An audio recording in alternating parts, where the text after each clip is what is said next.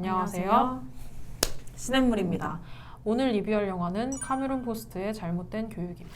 클로이 모레츠는 미디언의 성차별을 다뤘던 우먼 인 할리우드라는 다큐멘터리에서 16살 때 배우로서 겪었던 경험을 말한 바 있는데요. 촬영 전에 트레일러에 들어가 보니 고정 속옷과 치킨 커틀렛이라고 부르는 가슴 패드가 준비되어 있었다고 얘기를 했었습니다. 이는 제작사 측에서 그의 스크린 테스트를 보고 몸매 보정을 위해 그에게 입기를 요구한 것이었는데요.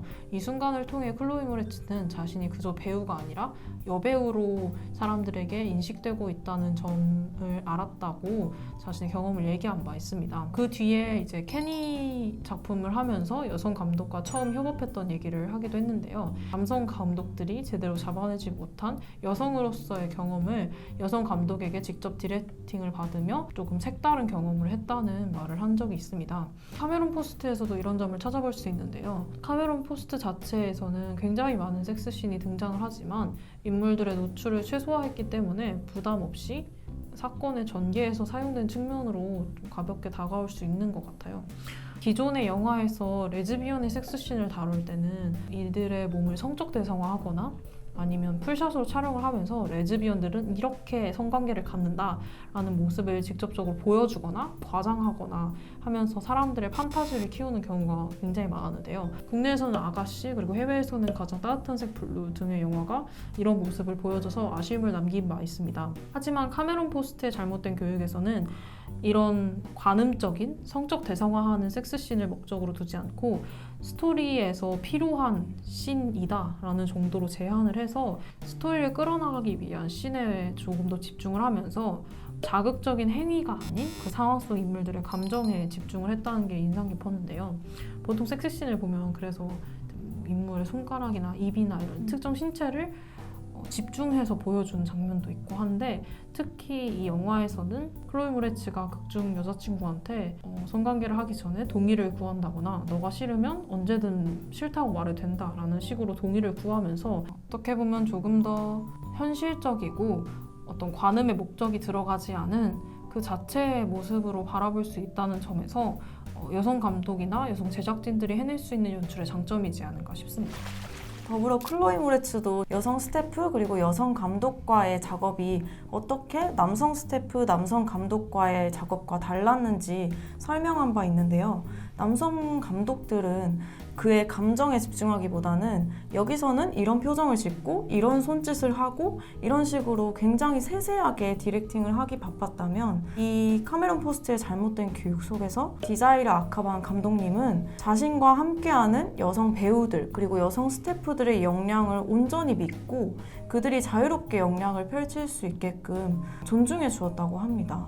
그리고 그 안에서 자신의 역량을 잘 펼칠 수 있어서 정말 좋은 기회였다고 말한 바 있는데요. 저 또한 이런 클로이 모레츠나 디자이라 아카반 감독님의 경험을 듣고 그리고 제 경험을 되새겨보면서 이와 같이 여성들의 협업이 꼭 필요한 이유는 그들이 함께 작업을 할 때는 서로를 온전히 한 동료로 생각하고 서로의 능력과 견해를 존중하기 때문에 그리고 그 안에서 각자의 능력을 100% 펼칠 수 있기 때문에 이러한 작업 환경이 꼭 필요하고 더 좋은 여성 영화들이 만들어지기 위해서는 이런 환경들이 더 많이 만들어질 필요가 있다고 생각했습니다.